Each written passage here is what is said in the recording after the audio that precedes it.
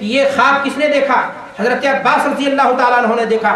خواب ایک انسان کا ہے، کیا ایک انسان کا خواب دین میں حجت اور دلیل ہو جائے گی؟ پھر تو بعض جماعتیں ایسی ہیں جو روز خواب دیکھتی ہیں اور نامعلوم کیا کیا کچھ دیکھتی ہیں، سب کے خواب کو دین بنا دیجئے، پھر دین کا ایسا مربع حلوہ بنے گا کہ پھر اللہ تعالیٰ علمان الحفیظ تصوف اور طریقت اور بدعت اور خرافات کا ایسا معجون بنے گا کہ پھر تو تماشا ہو جائے گا۔ میرے بھائیوں اور دوستوں، میں آپ سے پوچھنا چاہتا ہوں کہ خواب اگر نبیوں کا ہو تو دین ہو سکتا ہے، اور یہاں پر خواب تو کریلا چڑھا ہے، نیم کریلا چڑھا۔ حضرت عباس رضی اللہ تعالیٰ عنہ کا یہ خواب اگر مان لیا جائے کہ ایسا ہے، تو حضرت عباس رضی اللہ تعالیٰ عنہ نے یہ خواب اس وقت دیکھا جبکہ وہ مسلمان بھی نہیں ہوئے تھے۔ ایک کافر کے خواب کی اتنی حیثیت ہو گئی، ایک کافر کے خواب کو اتنی حیثیت دی جائے گی کہ اس کو دین کا حصہ بنا دیا جائے اور اس کے ذریعہ کہا جائے کہ ہم نے میلاد کی اصل دریافت کر لی اور بخاری کی روایت ہمیں مل گئی، اور یہ لو جس کتاب بخاری کا تم حوالہ دیتے ہو اسی کتاب بخاری سے ہم نے تمہارے لیے حوالہ دے دیا کہ میلاد کیا ہے، جائز ہے۔ میرے بھائیو اور دوستو، یہ میلادی لوگ میں نے کہا قطر بیوت کرتے ہیں، یا لوگوں کے ذہن و دماغ سے فلسفیانہ گفتگو کے ذریعہ کیا کرتے ہیں، اس کو مسحور کرنے کی کوشش کرتے ہیں، اور انہی کوششوں میں سے ایک کوشش یہ ہے، کہتے ہیں کہ سنو بدعت بدعت بدعت بدعت کی رٹ لگا دی، ذہن پک گیا، بدعت جو تم نے سمجھی وہ بدعت نہیں، اسلام میں بدعت حسنہ بھی ہے، اور ہم یہ جو کام کر رہے ہیں یہ بدعت حسنہ کے طور سے طریقے سے ہے، اس لیے کہ ہم اللہ کے رسول صلی اللہ علیہ وسلم سے محبت کے نتیجے میں کر رہے ہیں۔ جواب یہ ہے میرے بھائیو اور دوستو کہ تمہارے جذبے کو سلام، لیکن تمہارا طریقہ غیر اسلامی، غیر ثابت شدہ ہے، صحابہ نے نہیں کیا ہے، نبی نے نہیں کیا ہے، قرآن میں اس کا ذکر نہیں ہے، ائمہ دین نے نہیں کیا۔ تمہارے یہ جذبات ہو سکتے ہیں، تمہاری یہ فیلنگ ہو سکتی ہے، تمہاری یہ سوچ ہو سکتی ہے، تمہاری یہ تشریحات ہو سکتی ہیں، لیکن دین میں اس کی کوئی گنجائش نہیں۔ سوال یہ ہے کہ بدعت کی تقسیم، بدعت حسنہ اور سیئہ، یہ کہاں تک صحیح ہے؟ میں کہتا ہوں یہ خود بدعت ہے، بدعت کی تقسیم ہی کرنا بدعت اور سیئہ کی طرف، یہ خود اپنے معاملے میں ہی بدعت ہے۔ بھائیو، اللہ کے رسول صلی اللہ علیہ وسلم نے حدیث کے اندر ارشاد فرمایا کل محدثۃ بدعۃ وکل بدعۃ ضلالہ وکل ضلالۃ فی النار، کہ ہر نئی بات دین سمجھ کر کے اگر کوئی کام کیا گیا اور اس کا سرا حضرت محمد رسول اللہ صلی اللہ علیہ وسلم سے نہیں ملتا ہے، ثواب سمجھ کر کے کیا گیا، رب کو راضی کرنے کا ذریعہ سمجھ کر کے کیا گیا، تو وہ بدعت ہے، اور وہ ہر بدعت کیا ہے؟ معنی یہ ہوا کہ دین میں بدعت حسنہ کوئی چیز نہیں ہوتی ہے۔ لوگوں نے صحابہ کرام رضوان اللہ علیہم اجمعین بالخصوص خلفائے راشدین کے بعض اعمال کو ایسی چالاکی کے ساتھ پیش کرنے کی کوشش کی ہے کہ ایک عام انسان سمجھ لیتا ہے کہ جب ہم نے میلاد منا لیا تو ہم نے محمد رسول اللہ کی غلامی کا حق پورا ادا کر دیا، اب سال بھر وہ نماز پڑھے یا نہ پڑھے، نعرے تکبیر، دوسرے ہاتھ میں سگریٹ، داڑھی صاف ہے، اور اس کے بعد جو ہے کیا نام ہے عاشق رسول ہونے کا اس کا اپنا لیبل، 5 وقت کی نماز غائب، حتیٰ کہ جس دن ٹرالی لے کر کے 12 ربیع الاول کو نکلتا ہے، صبح سے لے کر شام تک سڑکوں پر نعرے دیے جاتے ہیں، اور نتیجہ یہ ہوتا ہے کہ ظہر اور عصر کی نماز بھی کتنوں کی کیا ہو جاتی ہے، غائب ہو جاتی ہے۔ وہ دن جو اللہ کے رسول صلی اللہ علیہ وسلم کی ولادت کا روزہ رکھنے کا دن ہے، اللہ کے رسول صلی اللہ علیہ وسلم کی ولادت کے دن روزہ رکھنے کا کام بریانی پکا کر کے اور نعتیہ کلام سنا کر کے اور موسیقیاں سنا کر کے اور حتیٰ کہ اب قوالیاں نہیں بلکہ ڈانس کر کے اس کا حق ادا کیا جا رہا ہے۔ میرے بھائیو اور دوستو، جو اسلام دشمن ہیں، جو محمد رسول اللہ صلی اللہ علیہ وسلم کی لائی ہوئی شریعت کے خلاف ہیں، ان کو یہ اس بات کی دلیل بنا کر کے ثابت کیا جا رہا ہے کہ بدعت حسنہ کے قبیل سے ہیں۔ کیا بدعت حسنہ کے لیے کچھ دلیلیں انہوں نے دینے کی کوشش کی، کہا کہ حضرت عمر رضی اللہ تعالیٰ عنہ نے لوگوں کو 20 رکعت تراویح پر کیا کر دیا، اکٹھا کر دیا۔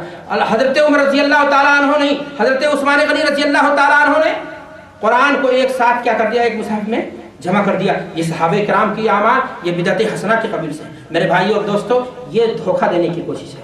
اللہ کے رسول صلی اللہ علیہ وسلم نے صاف حدیث میں فرمایا ہے علیکم بسنتی وسنت الخلفاء الراشدین المہدیین من بعدی تمسکوا بها وعضوا علیہا بالنواجذ وایاکم ومحدثات الامور، کہ اے لوگوں میری سنت کو، میرے بعد خلفائے راشدین کی سنت کو تم حرز جان بنانا۔ تو اگر کوئی خلیفہ راشد نے کسی کام کو کیا ہے تو وہ دین کا حصہ ہے، وہ دین میں زیادتی نہیں ہے۔ اور پھر مزید بنا میں آپ کو سمجھانا چاہتا ہوں کہ حضرت عمر رضی اللہ تعالیٰ عنہ نے لوگوں کو تراویح کی نماز کے لیے اکٹھا کیا، 20 رکعت اگر کہتے ہیں تو وہ روایت نہیں، لیکن اکٹھا کرنا ثابت ہے۔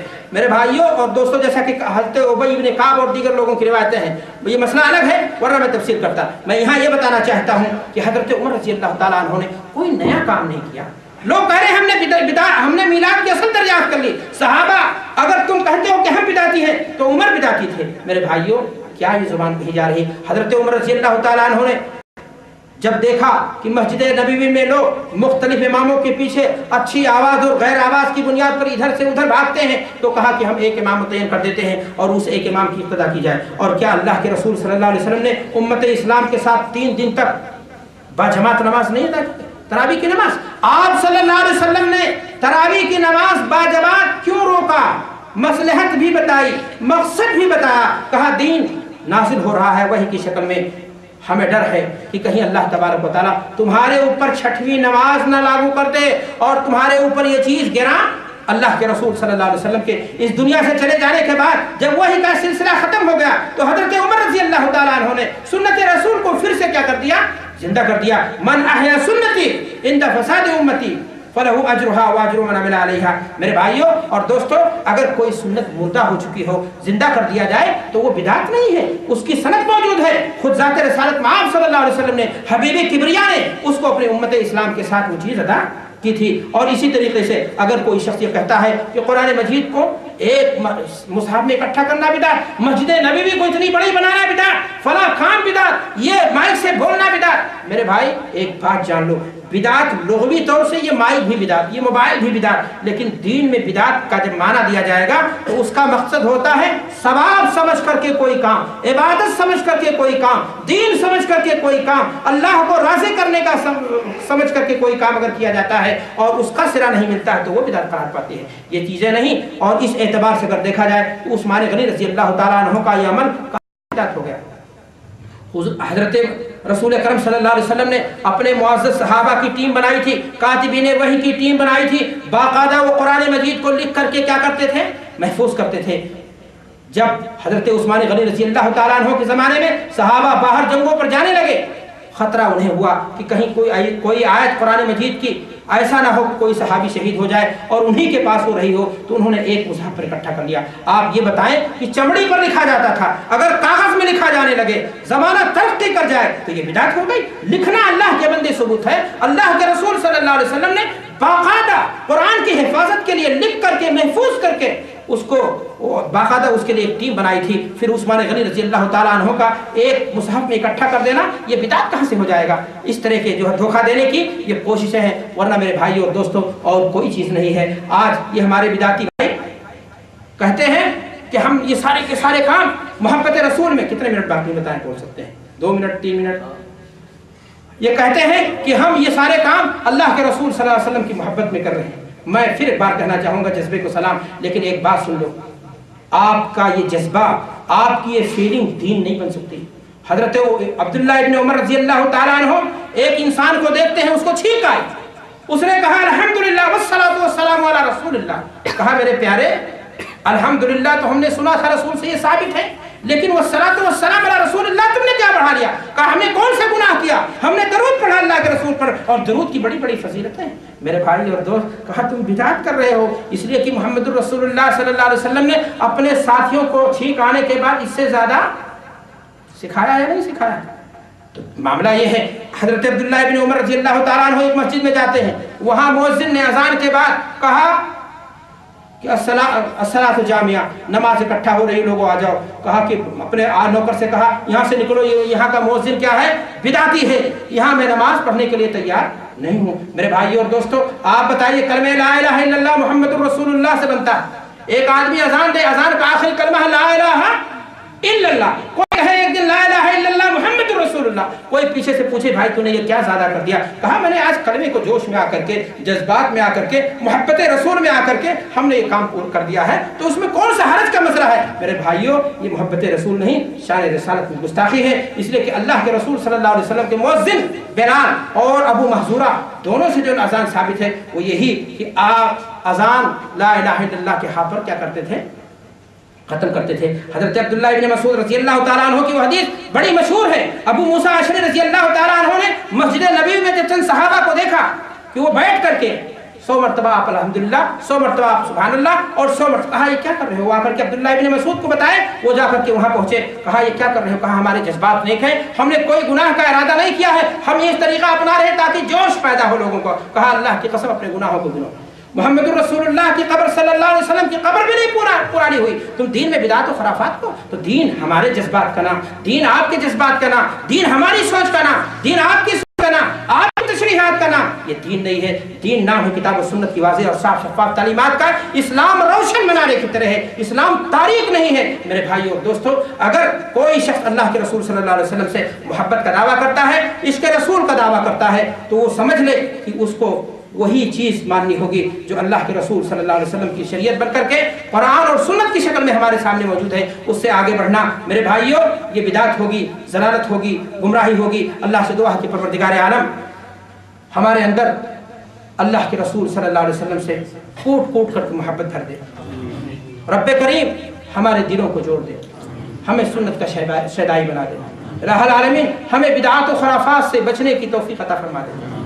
ہم نواسب کی گستاخیوں کا انکار کرتے ہیں، رفض و تشیع کے مبالغہ آرائی کا انکار کرتے ہیں، اور محبت رسول سے جو جس سینے میں کوئی جگہ نہ ہو اس کو ہم محروم شخص سمجھتے ہیں۔ لیکن میرے بھائی اور دوستو، ایک بار پھر میں کہنا چاہوں گا کہ محبت رسول، اللہ کے رسول صلی اللہ علیہ وسلم سے محبت کا تقاضا یہ ہے کہ ہم آپ کی لائی ہوئی شریعت کو اپنائیں، زندگی کے ہر موڑ پر آپ کو اپنائیں، اپنا رہبر رہنما تسلیم کریں، اور اگر ایسا ہم نے کر لیا تو یقین مانیں ہمیں کامیابی مل جائے گی۔ رب کریم سے دعا کہ پروردگار عالم ہماری اس مجلس کو بھی قبول فرما لے اور ہمارے لیے آخرت میں نجات کا ذریعہ بنا دے۔ والسلام علیکم ورحمۃ اللہ۔ اگر وقت زیادہ لے لیا ہم نے تو معافی چاہوں گا، اور السلام علیکم ورحمۃ اللہ وبرکاتہ۔ جزاک اللہ خیر الجزا۔ اللہ رب العالمین شیخ محترم کو ان ساری باتوں کا بہترین بدلہ عطا فرمائے، اور جن باتوں کو ہم نے سنا ہے ان باتوں پر اللہ رب العالمین ہمیں عمل کی توفیق عطا فرمائے۔ عزیزوں اور دوستوں، بزرگوں اور محترم علماء کرام، یقیناً نبی کریم صلی اللہ علیہ وسلم سے تمام مخلوقات سے زیادہ محبت کرنا ہر مسلمان پر فرض عین ہے۔ نبی کریم صلی اللہ علیہ وسلم کے ساتھ اس طرح محبت کرنے کے دنیا اور آخرت کے اندر گراں قدر فائدے اور عظیم ثمرات ہیں، جس سے انسان چاہے تو سرفراز ہو سکتا ہے۔ لیکن آج صورتحال یہ ہے کہ بہت سارے مسلمان اس بارے میں کوتاہی اور غفلت کا شکار ہیں، بلکہ ان کی ایک بہت بڑی تعداد رسول اللہ صلی اللہ علیہ وسلم سے محبت کی حقیقت اور اس کے تقاضوں اور علامتوں سے غافل ہو کر عجیب و غریب بدعات خرافات ایجاد کرتے ہیں اور کر رہے ہیں، جن کا شریعت میں کوئی ثبوت نہیں۔ ان بدعات میں سے آپ نے سنا کہ ایک بدعت یوم ولادت پر رسول اللہ صلی اللہ علیہ وسلم یوم ولادت پر اجتماع کرنا، جلسہ کرنا، محفل میلاد میں رسول اللہ صلی اللہ علیہ وسلم کی تشریف آوری کا غلط عقیدہ رکھنا۔ یہ تمام باتیں آپ نے شیخ محترم سے سنی ہیں۔ میں سمجھتا ہوں کہ اس مفصل تقریر کے بعد آپ کے ذہن میں ان بدعات اور خرافات کے سلسلے میں بغض و عناد پیدا ہوگا، اور آپ نے یہ عزم کیا ہوگا کہ انشاءاللہ آج کے بعد ان بدعات سے ہم خود بچیں گے اور دوسروں کو بھی بچانے کی کوشش کریں گے۔ میرے عزیزو دوستو اور بھائیو، اطاعت رسول کا مطلب یہ ہے کہ آپ اس فرمان پر چلیں جو فرمان اللہ کے رسول صلی اللہ علیہ وسلم کی صحیح احادیث موجود ہے، صحیح احادیث پر عمل کریں۔ ہمارے لیے ضروری ہے کہ ہم موضوع روایات سے، گڑی ہوئی باتوں سے، پھیلائی ہوئی باتوں سے اجتناب کر کے اسلام کا ایک سیدھا راستہ تلاش کریں اور اسلام کے سیدھے راستے پر چلیں، بدعات، منکرات اور شرکیات سے اپنے آپ کو محفوظ رکھیں۔ میں اللہ رب العالمین سے دعا گو ہوں کہ اللہ رب العالمین ہمیں اور آپ کو صحیح اسلام سمجھنے کی توفیق عطا فرمائے اور ہمارے گناہ اور خطاؤں کو معاف فرمائے۔ صلی اللہ علی نبینا محمد وعلی آلہ وصحبہ اجمعین۔ السلام علیکم ورحمۃ اللہ وبرکاتہ۔